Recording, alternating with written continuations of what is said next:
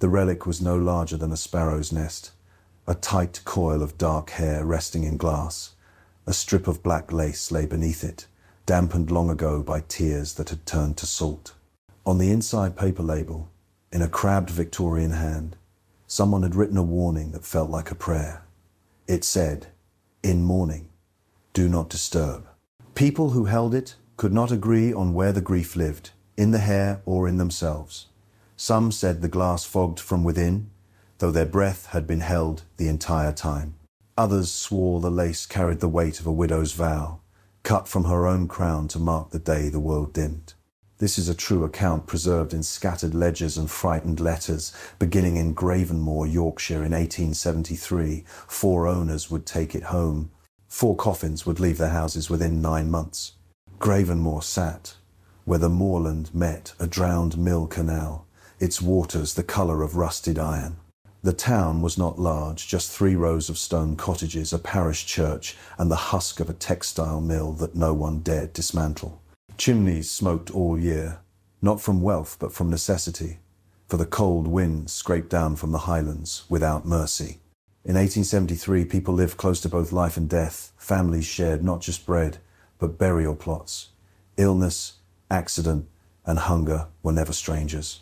It was a place where grief was a companion, and mourning a language everyone could speak. Victorian England had cultivated an elaborate ritual around grief. The dead were photographed, their hair braided into rings or necklaces, their absence woven into objects so the living might carry memory in tangible form. A lock of hair was more than a keepsake, it was a relic of breath, a silent witness to love broken by the grave. In Gravenmore, where funerals outnumbered weddings some seasons, such tokens were common. What made the widow's lock stand apart was not its appearance, but the fear it drew, even before the first tragedy.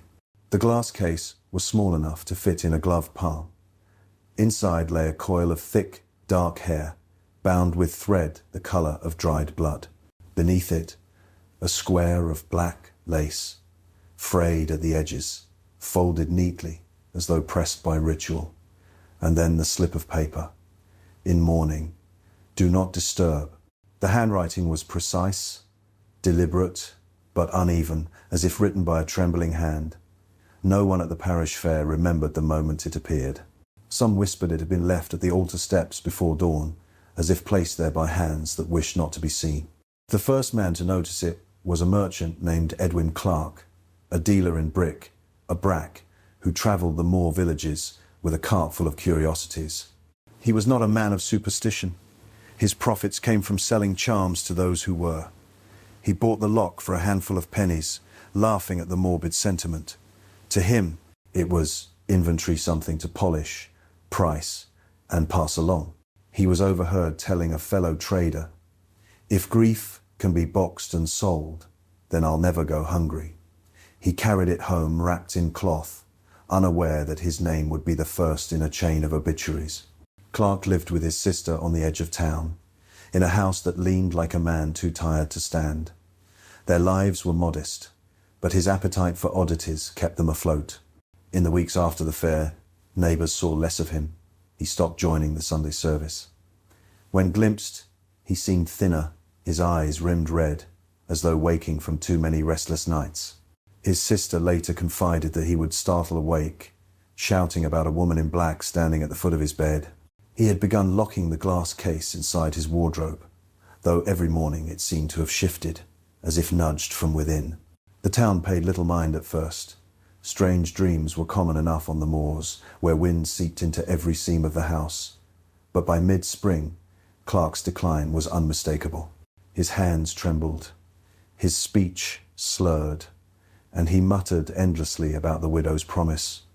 Then, one rainy evening, returning from the tavern steps, he slipped on the mill bridge and cracked his skull on the stone. He died before he could be carried home. The lock of hair, his sister testified, was found sitting on the mantelpiece in plain view, though she swore he had hidden it in a trunk that very morning. Word spread quickly. Some said Clark had cursed himself by disturbing a relic meant to remain sealed. Others muttered that the hair was not from the dead at all, but torn from a widow who had sworn vengeance on the living. Whatever the truth, the object carried an aura now. Buyers were scarce, yet no one dared destroy it. Death had brushed too near, and people in Gravenmoor respected death above all else. The widow's lock passed on quietly, reluctantly to its next keeper, and with it the shadow of grief deepened. The widow's lock did not rest long in the Clark household. After Edwin's funeral, his sister Margaret could not bear its presence.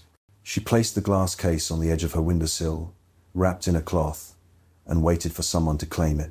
When a travelling nurse named Eliza Harrow stopped by to offer condolences and collect medical bills, Margaret pressed the relic into her hands. "You deal with sickness," she whispered. "Perhaps you know how to keep grief at bay." Eliza accepted it reluctantly, out of pity more than desire, and carried it back to her modest lodgings near the infirmary. Eliza was a woman accustomed to sorrow. She had seen cholera blacken lips, scarlet fever empty nurseries, and typhus sweep entire families into shallow graves. Yet she kept her faith steady, believing in God's hand over the living and the dead. At first she placed the relic in a drawer, thinking it harmless. But soon peculiar details tugged at her attention. The lace beneath the hair always seemed damp, though no water touched it. At night, when she returned from her rounds, she found the glass faintly fogged, as if something inside exhaled. She told herself exhaustion was breeding illusions. By February, Eliza began to feel her own strength failing. Her face turned pale, her lips bluish. A cough rattled her chest without cause. Physicians called it consumption, but the swiftness of her decline puzzled them. Within 6 weeks, she could no longer stand. In her fevered nights, she confessed to her sister that she saw a veiled woman sitting silently by the window, combing her long dark hair. "She waits until I sleep," Eliza whispered. "Then she takes another breath from me." When Eliza died in early March, the relic was found neatly placed on her bedside table, as though positioned with care. None in her family wished to touch it.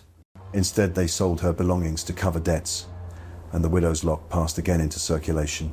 Its third keeper was a student named Thomas Redford, boarding at the university in Leeds. He was young, ambitious, fascinated by folklore. At the sale of Eliza's effects, he spotted the glass case and recognized at once the mark of a mourning relic. He believed himself rational enough to study it without fear. In letters to his tutor, he described it as an artifact embodying the Victorian obsession with grief, ripe for cataloguing and display. He placed it prominently on his desk, beside a lamp and a stack of books on superstition. Redford was methodical. He recorded observations in a journal. January 14. The hair is coarse, possibly female. Approximate age of donor, 30 to 40 years. January 21. I believe the lace is handmade, continental in origin. The label appears written with ink that bleeds when exposed to lamplight. February 2. Twice I have awakened to find the case angled toward me, though I left it square. My roommate denies touching it. His notes grew stranger as weeks passed. February 10. The glass clouded. I wiped it, but moisture returns each dawn. February 15. Dreams. A woman weeping into her hands. When she lifts her head, there is no face, only hair falling endlessly. By March, Thomas complained of constant nausea. Classmates remarked on his hollow cheeks and distracted gaze. He withdrew from lectures, retreating to his rented room. On the morning of March 22, his landlady found him slumped in his chair, mouth open, lungs emptied. Strands of dark hair longer than his own were tangled between his teeth. The widow's lock sat in the lamp's glow, glass unbroken. His journal ended with a single line scrawled across the page. She is not mourning. She is waiting. News of a third death spread beyond Gravenmoor. Rumours reached Leeds newspapers, though published only in fragments. Student found dead among curious relics. No official record named the lock of hair. Yet whispers followed. 3 owners, 3 graves, all within months. Some clergy called it a sign of divine displeasure. a punishment for meddling with relics of the dead. Others dismissed it as coincidence, a morbid string of misfortune. But in taverns and parlours, people lowered their voices when the subject arose. Fear sharpened, with each telling. The fourth and final known owner was a wealthy antiquarian named Sir Lionel Ashcombe. A collector of rare books and curios, he prided himself on dismissing superstition. To him, every object was valuable, because it revealed the ignorance of the past. He purchased the Widow's Lock in the summer of 1873, amused by its dark reputation. A fine conversation piece, he boasted at his dinner parties. He displayed it on a marble shelf between a Roman coin and a taxidermied raven. At first, nothing troubled him. Guests marvelled at the case, some recoiling, others drawn closer. Ashcombe joked that the only curse was that of poor taste. But over the following months, servants noted his increasing agitation. He ordered curtains drawn at all hours, complaining of watchful eyes in the mirrors. His laughter turned brittle. He drank heavily. One evening, during a crowded reception, he rose to make a toast. Mid-sentence, his face twisted, and he clutched his chest.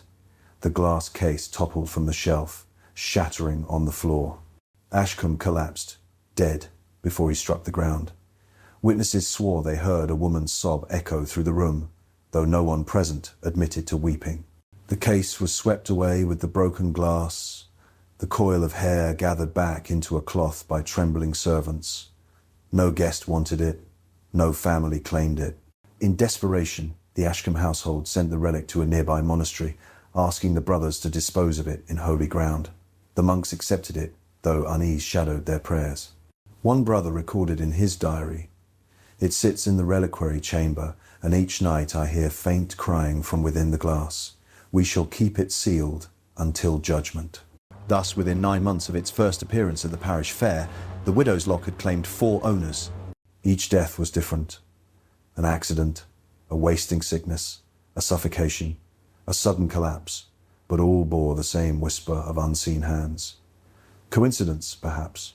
Yet in Victorian England, where mourning was an art and death a constant neighbour, few believed in chance. Objects carried weight, memories could rot, just as flesh did, and grief, if bound too tightly, might turn upon the living. The monastery that received the Widow's Lock stood on the outer edge of Yorkshire, a place of stone walls and damp cloisters. The brothers lived simply, their lives measured by bells, prayers, and silence. They were no strangers to relics, bones of saints, fragments of robes, even splinters of coffins. Yet when the parcel arrived from the Ashcombe estate, the prior hesitated before unwrapping it. He later wrote in his ledger, "This object carries not reverence but dread. We shall not display it. We shall guard it until it is reclaimed by fire or grace." The lock was placed in a reliquary chamber far from the chapel, on a shelf beside iron candlesticks. The glass case had been replaced by a plain wooden box, yet still the brothers claimed to hear muffled sobs in the hours before dawn. One novice reported scratching sounds, as though a comb dragged endlessly through strands of hair. Another swore he smelled salt tears each time he passed the door. The prior ordered them to keep such stories to themselves, lest fear weaken faith. But fear has a way of leaking, and soon even the most devout crossed themselves twice when near that chamber. Letters survive from a visiting scholar, Reverend Hugh Collingwood, who stayed at the monastery in 1878. In his diary, he described seeing the box. "The air was heavy, though the room was cold. I felt watched, though alone. The lid bore no seal, yet I dared not open it." One of the brothers whispered that 4 had already perished for disturbing the hair, and that it belonged to a widow who had cursed God when her husband was buried alive. Whether truth or invention, the story clung to me like smoke. The widow herself remained a mystery. Some believed she had lived in Gravenmore, her name erased from parish records after scandal. Others whispered she was foreign, perhaps from Ireland, where famine had left thousands of veiled mourners. Whatever her origin, she became less a woman than an apparition. The faceless figure combing her hair, drifting through nightmares, waiting for another to touch what should have stayed sealed. For decades, the lock lay dormant in the monastery. Generations of monks came and went, some refusing to enter the reliquary altogether. It was never again offered for sale, never again spoken of in public. The world outside moved on. Railways spread, factories multiplied, families left the moors for the cities. Yet inside those walls, the relic remained, gathering silence like dust. Then came the fire of 1911. Records describe a dry summer, the air brittle as parchment. One July night, lightning struck the bell tower, igniting the rafters. Flames spread swiftly through the wooden beams. Monks rushed with buckets, but the inferno outpaced them. The reliquary chamber was the last room they tried to reach. Witnesses said the smoke there was strangely thick, darker than anywhere else, and the heat unbearable. The floorboards groaned, as if something beneath them pulled the fire down into itself. When dawn broke, the monastery was half a ruin. Charred walls stood like teeth in a blackened jaw. Searchers sifted through the ashes for weeks, cataloguing what could be saved. Gold chalices melted into lumps, manuscripts crumbled to flakes, and of the widow's lock, nothing remained. The wooden box was gone, no trace of hair or lace. Only a single scrap of paper was recovered, scorched at the edges. Its words were barely legible, but enough survived. Do not disturb. Some swore the ink looked fresh, as if written moments before the fire. To the brothers, it was proof the relic had been consumed. To others, it was evidence of the opposite, that it had escaped. The idea unsettled them more than any flame. Where had it gone? Who, if anyone, had carried it out? No monk admitted to touching it. Yet in the months after the fire, rumours spread through Yorkshire. Travellers claimed to hear weeping in abandoned chapels. A farmer swore his daughter found strands of hair braided into the fence by morning. A conductor on the Leeds train line told of a veiled woman who left no reflection in the carriage glass. Whether true or not, the pattern was clear. The lock had vanished from its last known resting place. The line of tragedy was broken not by resolution, but by absence. And absence can be more haunting than presence. The fire destroyed the monastery's certainty, leaving behind only the question, had grief itself slipped its container? The climax of the story is not in one final death, but in the silence after. Objects can be destroyed, but symbols endure. A relic that killed 4 in 9 months might have ended in ash, or it might have found another hand, another home, another life to shadow. The lack of proof is its own kind of proof, an open wound, where certainty should be. In that gap, fear thrives. In the years after the monastery fire, the widow's lock became less an object and more a story, retold wherever grief and superstition met. To some, it was the embodiment of Victorian mourning, gone too far, a culture so obsessed with death that it trapped sorrow in physical form. To others, it was a curse left behind by a woman whose mourning curdled into hatred, whose vow clung tighter than life itself. And to those who lost kin under its shadow, it was neither metaphor nor legend. It was the reason 4 coffins had been lowered, and perhaps more we never knew. Historians often point out that hair was one of the most common relics of the 19th century. Locks were woven into jewellery, pressed into brooches, stitched into samplers. Families found comfort in them, as if the living could remain bound to the dead by a strand. But comfort can sour. Objects carry not only memory, but emotion, and emotion can rot when sealed too long. In the widow's lock, that rot seemed to seep outward, staining each new owner with dread. Skeptics argue the deaths were coincidental. Clark's fall, Eliza's sickness, Thomas Redford's wasting, Ashcombe's collapse, each could be explained by chance, illness, or hidden frailty. And yet, the speed with which they followed one another, the whispers that accompanied them, and the unease of all who touched the relic, resist dismissal. Coincidence becomes less convincing when it repeats in pattern, 9 months marking 4 graves. Perhaps the relic was not cursed, but those who believed in its curse helped summon their own ends. Belief itself can be a blade sharper than any curse. Still, there are details that resist reason. The dampness of the lace, the fog on the glass, the scrap of paper surviving a fire that devoured stone. These fragments keep the story alive, and stories have their own kind of endurance. Every retelling places the lock into another set of hands, another imagination. In that way, the curse does not need the object to persist. Fear travels just as hair does, thin, fragile, but nearly indestructible. By the 20th century, the widow's lock had already entered folklore.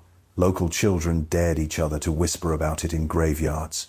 Writers mentioned it in the margins of studies on superstition. Collectors claimed to know of its reappearance, though none produced proof.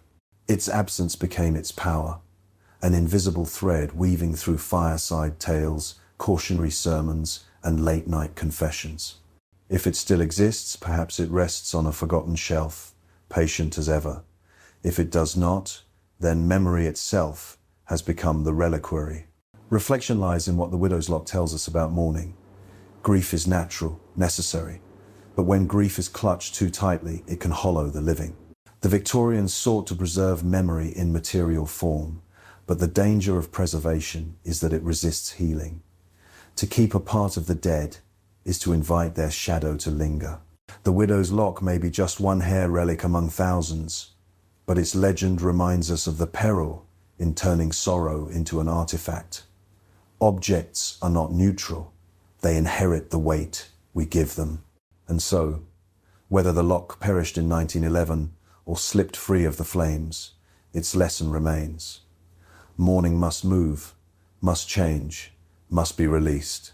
When it is bound, whether in hair, in glass, or in memory, it risks consuming the hand that holds it.